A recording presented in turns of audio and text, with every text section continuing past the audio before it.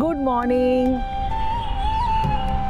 আজকে সকালবেলাতে মা বাবাকে নিয়ে দিল্লিতে এমন একটা জায়গায় চলে এসেছি যেটা আগেও আমি এসেছি অনেকবার, এবং এখানে আসতে আমার বেশ ভালো লাগে, কারণ এখানে আসলে নিজেকে ভারতীয় বলতে গর্ববোধ করে। এটা হচ্ছে প্রধানমন্ত্রী সংগ্রহালয়, তিন মূর্তি মার্গে তিন মূর্তি ভবন, যেটা জওহরলাল নেহরুর বাসভবন ছিল সেটাকে নিয়ে এবং তার পেছনে আরেকটা বড় বিল্ডিং করে এই প্রধানমন্ত্রী মিউজিয়াম বা প্রধানমন্ত্রী সংগ্রহালয় তৈরি করা হয়েছে। এটা 2022 সালের 14 এপ্রিল নরেন্দ্র মোদী উদ্বোধন করেছিল। আর এইখানে ভারতবর্ষে যতজন প্রধানমন্ত্রী আছেন, স্বাধীনতার পর থেকে প্রায় 15 জন প্রধানমন্ত্রী, তাদের প্রত্যেকের জীবনী, তাদের সংগ্রাম এবং তাদের ভারতবর্ষের এই 75 বছর স্বাধীনতার 75 বছর পর থেকে যার যত কিছু কাজ হয়েছে তাদের সেইখানে অবদান, সেখানে কিন্তু সুন্দরভাবে ন্যারেট করা হয়েছে। মানে দেখবার মতো এই মিউজিয়ামটা। এবং এখানে ভিজুয়াল ডিসপ্লে আছে, তার সঙ্গে ইন্টারঅ্যাক্টিভ ইন্টারফেস দিয়ে সমস্ত কিছু এত সুন্দর করে নতুন মডার্ন টেকনোলজি দিয়ে বানানো হয়েছে এই মিউজিয়ামটা, যে সববার ভালো লাগবে। ভীষণ এক্সাইটিং করা হয়েছে, কেন মিউজিয়াম মাত্রই অনেকে আমরা ভাবি যে ভীষণ রকম বোরিং, এটা কিন্তু একেবারেই না, এটা ভীষণ রকম ইন্টারঅ্যাক্টিভ একটা মিউজিয়াম। তা আমরা এখানে ঢুকবো টিকিট কেটে। কিভাবে আপনি প্রধানমন্ত্রী সংগ্রহালয়ে আসবেন তার মেট্রো পুরো ডিটেলসে দেওয়া আছে, মেট্রো লিঙ্ক সেবা।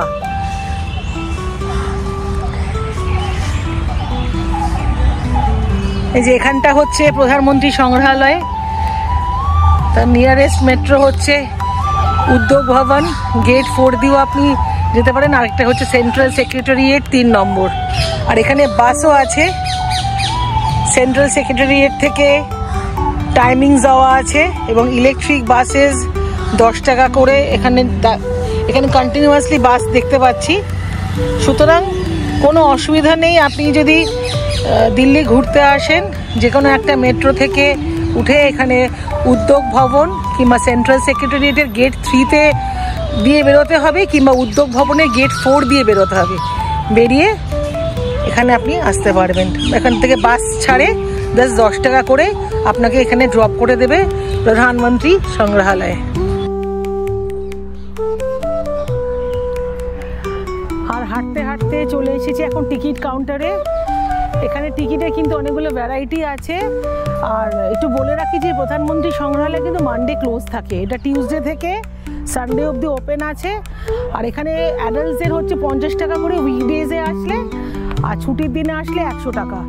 তার সঙ্গে এখানে লাইট অ্যান্ড সাউন্ড শো আছে 6:30 থেকে 7:30, 1 ঘন্টা বোধহয় হিন্দি আর তারপরে 1 ঘন্টা ইংলিশে হয়। এবং বিভিন্ন রকম আদার যেগুলো সমস্ত তোমার ভিজুয়াল পার্ট রয়েছে, সেটা হচ্ছে যে selfie with PM, hand written letter with PM, এগুলো প্রত্যেকটা 50 রুপিস করে আলাদা আলাদা চার্জ আছে। এবং এখানে অডিও গাইডও কিন্তু পাওয়া যায়। এখানে টিকিট কেটে তবে এখান থেকে সমস্ত আপনার যা যা লাগে যাচ্ছে এখানে স্ক্যানারে পাস করিয়ে যথেষ্ট, কিন্তু এখানে যেহেতু এটা ভেরি ভেরি হাইলি, এটা একটা প্রোটেক্টেড এরিয়া, এখানে কিন্তু ঢোকার সময় আধার কার্ড দিয়ে এন্ট্রি করতে হবে এবং এটা যথেষ্ট প্রোটেক্টেড প্লেস। এখানে কিন্তু সব কিছু দিয়ে স্ক্যানারে করে এখানে এন্ট্রি নিতে হবে, দিয়ে তারপরে আসলে আমরা 3 মূর্তি ভবনে যাব, তারপরে মিউজিয়ামটা দেখব। তা টিকিটটা কাটা হয়ে গেছে, এবারে আমরা ভেতরে ঢুকবো, চলো।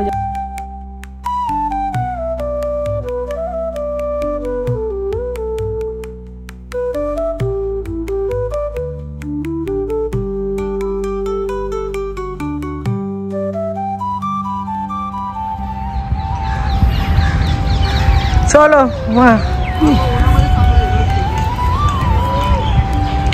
বাবা এগিয়ে গেছে।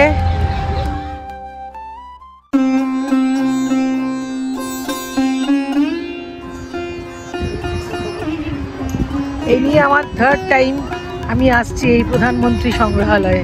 প্রথমবার নিজেরা এসেছিলাম, তারপরে দুলাল মামা মানে জহর ভট্টাচার্য এবং মামিকে নিয়ে এসেছিলাম, এবারে আসছি মা বাবাকে নিয়ে। এটা দিল্লির এখন লেটেস্ট আকর্ষণ বলে যেতে পারে প্রধানমন্ত্রী সংগ্রহালয়। এখানে লাইট অ্যান্ড সাউন্ড শো হয়, আরও নানান রকম ডিজিটাল ইন্টারফেস আছে। এইটা হচ্ছে জওহরলাল নেহরুর বাড়ি, বাসভবন, যেটা এখন প্রধানমন্ত্রী সংগ্রহালয় হয়ে গেছে।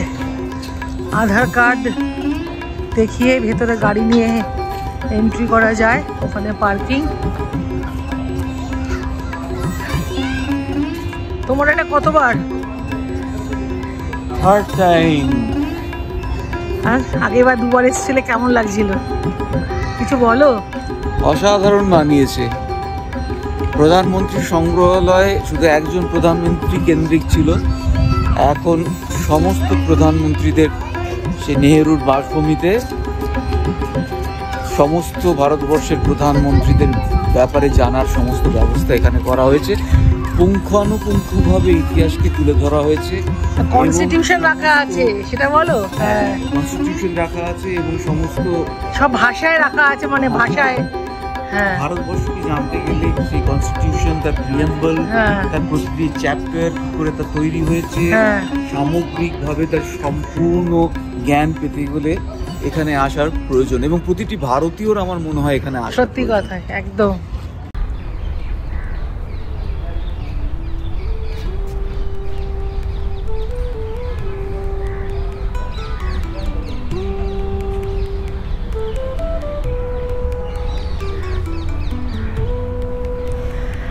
আমি এখন দাঁড়িয়ে আছি তিন মূর্তি ভবনের সামনে।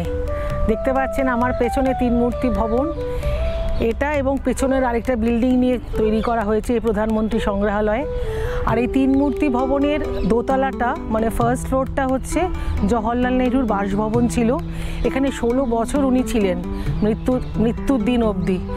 এবং এখানে ওনার বেডরুম, স্টাডি রুম, তবে সমস্ত আরও কোষাগার সব কিছু এখানে সযত্নে এখানে রাখা রয়েছে গ্যালারিতে। আর একতলাটা করা হয়েছে পুরোপুরি ভারতের সংবিধান, কনস্টিটিউশনকে ওপরে ডেডিকেট করে একতলাটা পুরো করা আছে। মানে আমরা এতদিন হিস্ট্রিতে কনস্টিটিউশন সম্বন্ধে কিছুই প্রায় জাস্ট পড়েছি যে ডক্টর বি.আর. রাও আম্বেদকর উনি প্রধান উপদেষ্টা ছিলেন সংবিধানের, কিন্তু এছাড়া ডিটেলসে আমরা তেমন করে পড়িও নি এবং পড়ার কিংবা জানবার আমাদের উৎসাহ হয়নি।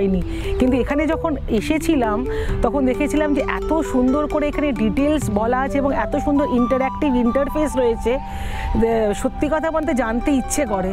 এবং সেখানে অনেক খুঁটিনাটি তথ্য জানতে পেরেছি এবং আপনারাও জানতে পারবেন। যেমন আমাদের কনস্টিটিউশনটা হচ্ছে পৃথিবীর সবচেয়ে বড় লিখিত কনস্টিটিউশন। এটার 12টা মোটামুটি অংশ আছে, আরও অনেক আছে পার্ট। এবং এটা কিন্তু টাইপ করা হয়নি, এটা পুরোপুরি হাতে লেখা ক্যালিগ্রাফি স্টাইলে। এবং দুটো ল্যাঙ্গুয়েজে লেখা হয়েছিল, একটা হচ্ছে ইংলিশে এবং একটা হিন্দিতে। ইংলিশে যিনি লিখেছিলেন তিনি হচ্ছেন প্রেম নারায়ণ রায়জাদা, ওনার এখানে ছবি আছে। এবং হিন্দিতে যিনি লিখেছিলেন তিনি হচ্ছেন বিহারী লাল। আর এইটা খরচ পড়েছিল তখনকার দিনে 64 লাখ টাকা। মানে একটা বিরাট একটা খসড়া কমিটি তৈরি করে তার দল গঠন করে এই পুরো কনস্টিটিউশনটা বানানো হয়েছিল। এবং এখন যে প্রধান যে মেইন যে আসল কনস্টিটিউশনটা, সেটা কিন্তু সংসদ ভবনে হিলিয়াম প্যাক করে ওখানে হিলিয়াম জারে রাখা আছে, ভীষণ রকম দুষ্প্রাপ্য জিনিস। তা এখানে কিন্তু সেগুলো ভিজুয়াল ডিসপ্লে এবং প্রত্যেকটা ডিফারেন্ট যতগুলো ল্যাঙ্গুয়েজে, আর মানে আমাদের ভারতবর্ষের প্রত্যেকটা ল্যাঙ্গুয়েজে কিন্তু আপনি দেখতে পারবেন। খুব সুন্দর ইন্টারঅ্যাক্টিভ ইন্টারফেস আছে, এগুলো আমরা জানতে পারবো।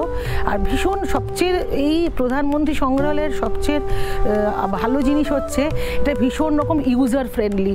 মানে যে কোনো মানুষ কিন্তু ওখানে ইন্টারঅ্যাক্টিভ ইন্টারফেসে গিয়ে তার ল্যাঙ্গুয়েজটা ক্লিক করলেই ওখানে সমস্ত ডিটেলস চলে আসছে। এটা একটা ভীষণ সুন্দর জিনিস। আর নেহরুজির কথা তো কিছু বলার নেই, ওনার দেখলে বুঝতে পারবেন যে এত সুন্দর করে রাখা আছে। কিন্তু সবচেয়ে ভালো যেটা আমার লেগেছে সেটা হচ্ছে যে এত বড় ম্যাপ, যতই ওনার লাইফ সম্বন্ধে কন্ট্রোভার্সি থাকুক না কেন, আফটারঅল আমাদের ভারতবর্ষের প্রথম প্রধানমন্ত্রী এবং সবচেয়ে বেশি দিন উনি প্রধানমন্ত্রী ছিলেন, প্রায় 17 বছর। কিন্তু ওনার লাইফস্টাইল কিংবা ওনার বেডরুম দেখলে বোঝা যায় যে একদম খুব সিম্পল। সেটা একটা কিন্তু ভীষণ রকম ভালো লেগেছে আমাকে, আমার মন কেড়েছে। আর এর পেছনে যে বিল্ডিংটা তৈরি করা হয়েছিল সেটা হচ্ছে প্রধানমন্ত্রী সংগ্রহালয়। নেহেরুজি বাদ বাকি সমস্ত লাল বাহাদুর শাস্ত্রী থেকে শুরু করে ইন্দিরা গান্ধী এবং এখন প্রেজেন্ট যে আমাদের প্রধানমন্ত্রী আছে নরেন্দ্র মোদী, ওনাদের সমস্ত যা ওনারা কাজ করেছেন ভারতকে এই পর্যায়ে নিয়ে আসতে, তা ওনাদের অবদান সব কিছু কিন্তু খুব সুন্দর করে ডিসপ্লে করা আছে। তা চলুন আমরা এবার ঢুকবো, টিকিট কাটা হয়ে গেছে, করে আমরা দেখবো। আর ভেতরে না ওরকম করে অত ভিডিওগ্রাফি কিংবা কথা তো বলাই যাবে না, যেহেতু এটা মিউজিয়াম, সুতরাং যতদূর পারবো আপনাদের দেখাবো। যদি যেখানে কিছু কথা বলার সুযোগ থাকে তো বলবো, নালে পরে সেটা আপনাদেরকে দেখিয়ে দেবো। চলুন যাওয়া যাক।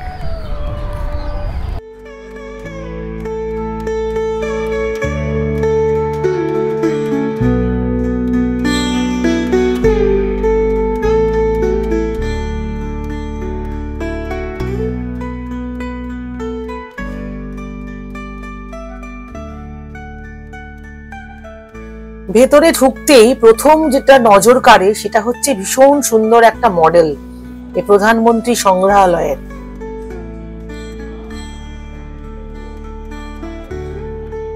1947 সালে ভারতবর্ষের স্বাধীনতা ও পার্টিশন, এই পটভূমিতে শুরু এই মিউজিয়ামের ন্যারেশন। আর এখানে বসে আছেন ডক্টর রাজেন্দ্র প্রসাদ, ভারতের প্রথম রাষ্ট্রপতি, যিনি সংবিধান রচনার পটভূমিতে এক গুরুত্বপূর্ণ ভূমিকা পালন করেছিলেন।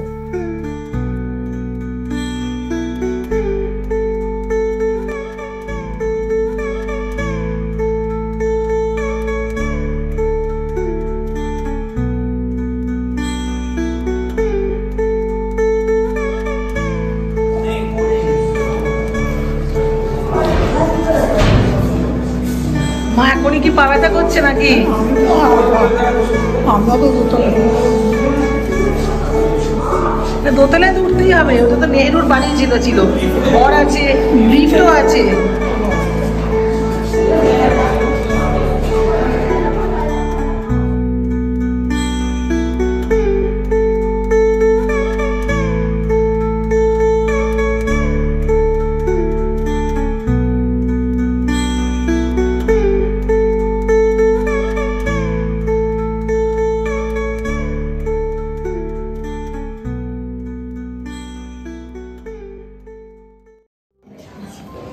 ভারতের সংবিধান,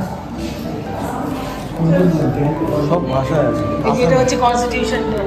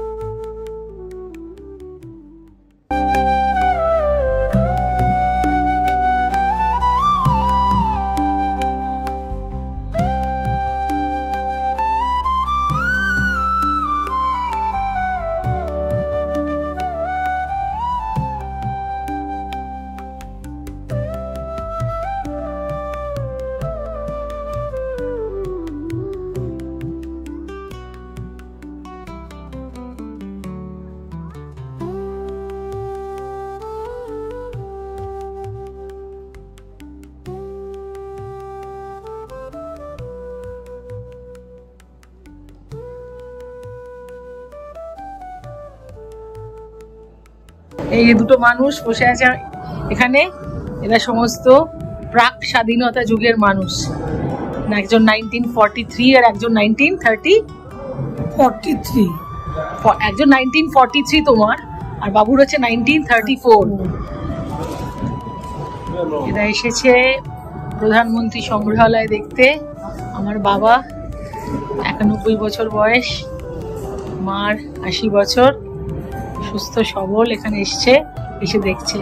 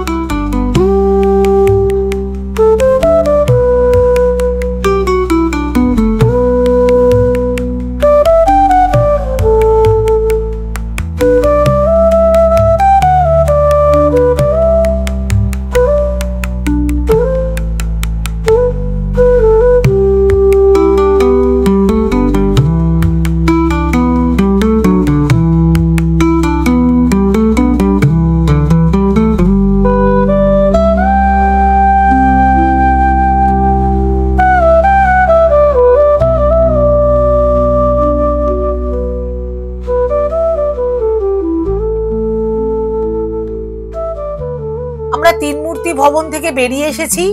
এখানে দেখলাম ভারতবর্ষের সংবিধান এবং তারপরে দোতলায় দেখলাম আমরা ভারতবর্ষের প্রথম প্রধানমন্ত্রী জওহরলাল নেহরুর বাসভবন। তারপরে আমরা এখন যাব হচ্ছে আমাদের যে মূল আকর্ষণ, সেই প্রধানমন্ত্রী সংগ্রহালয় দেখতে। আমার সামনে যে বিল্ডিংটা দেখা যাচ্ছে এটাই হচ্ছে নতুন যে প্রধানমন্ত্রী সংগ্রহালয়ের স্থাপত্য। এবং এই যে আর্কিটেকচার, এটা কিন্তু কোনো একটা শুধু একটা আধুনিক নকশা নয়, এটার একটা গভীর অর্থ আছে। এই যে নকশায় দেখা যাচ্ছে দুটি হাতের আকার, এর মানে হচ্ছে ভারতবর্ষের গণতন্ত্রকে জড়িয়ে আছে, প্রোটেক্ট করছে। এবং এখানে প্রতিটি প্রধানমন্ত্রী, প্রতিটি যুগ একসঙ্গে বাঁধা এক অভিন্ন উত্তরাধিকার। এবং এখানে এক প্রজন্ম থেকে আরেক প্রজন্মের যে দায়িত্ব হস্তান্তরিত হয়েছে, দেশকে এগিয়ে নিয়ে গেছে নতুন দৃষ্টিভঙ্গি ও অগ্রগতির পথে, সেটাই সুন্দরভাবে তুলে ধরা হয়েছে এই প্রধানমন্ত্রী সংগ্রহালয়ের স্থাপত্যের মধ্যে।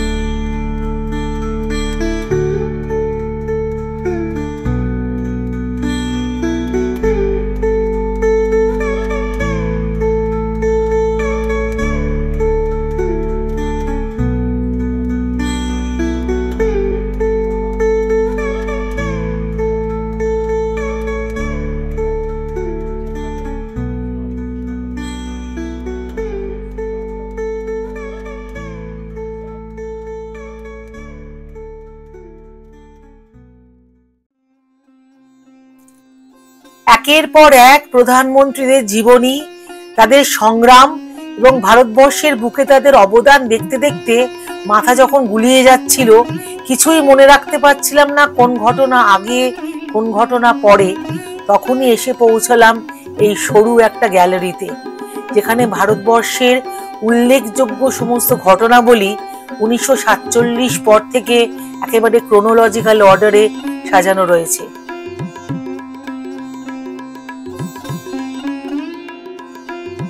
(1951) First 5-year plan launched.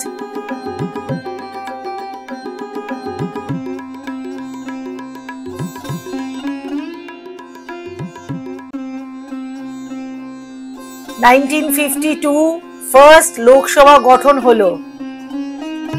1953 University Grants Commission UGC গঠন হলো।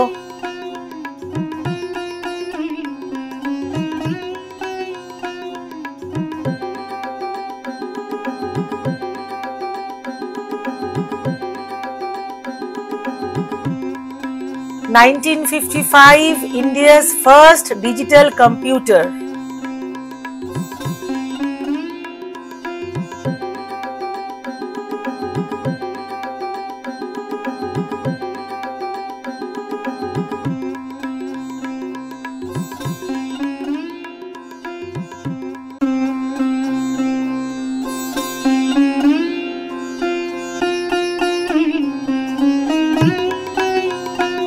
1959 যুগান্তকারী ঘটনা, টেলিভিশন ইন্ট্রোডিউস হলো ভারতবর্ষে এবং তার সেই বছরই সত্যজিৎ রায়ের অপুর সংসার ভেনিসে গোল্ডেন লায়ন পুরস্কার জিতে নিল।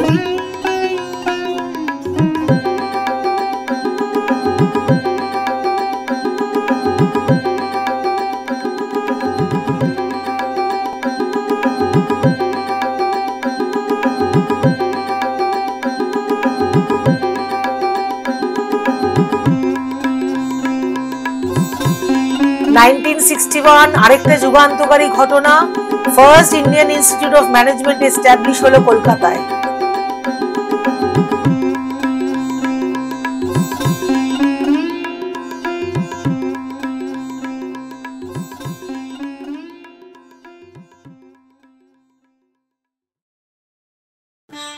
আর হাঁটতে হাঁটতে আমরা চলে এলাম ভার্চুয়াল রিয়েলিটির ঘরে। এটা একটা দারুণ এক্সাইটিং গ্যালারি। এখানে নানান রকম ডিজিটাল ইন্টারঅ্যাক্টিভ অ্যাক্টিভিটিস রয়েছে।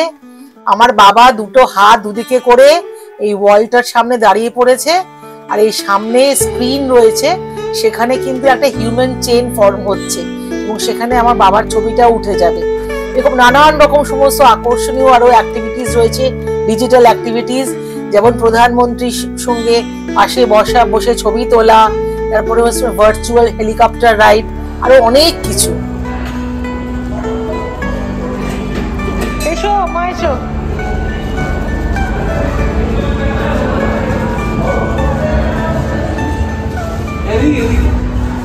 ও ভাই আসলে তো এখানে বাবা মুড়ি পড়েছে, নিজেরটা করেছে করেনি বলে।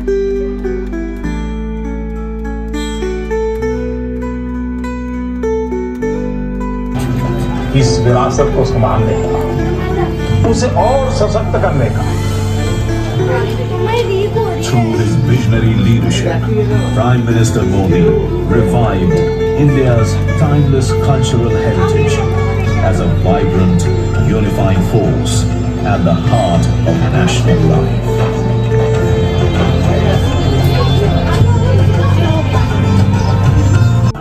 Stretching back through the mists of time,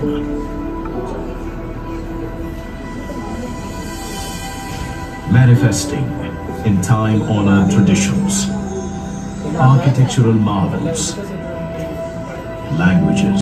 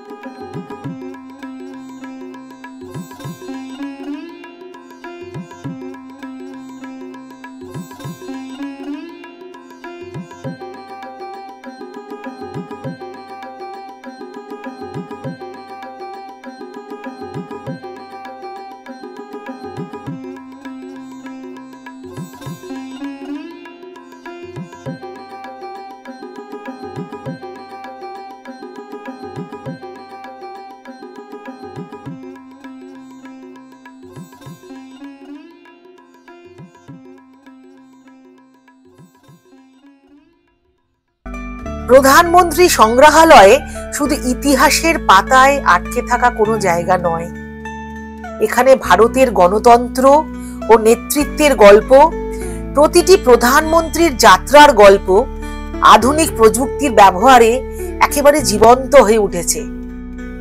এই সংগ্রহালয়ে আসলে আপনি ভারতীয় হিসেবে নিজেকে গর্বিত অনুভব করবেন। এখানে ভারতের অতীত, বর্তমান ও ভবিষ্যৎ সম্পর্কে নতুন দৃষ্টিভঙ্গি হবে। আজ এখানেই শেষ করছি, আবারও দেখা হবে নতুন কোনো গন্তব্যে সোল রোডস উইথ ইন্দিরার সাথে।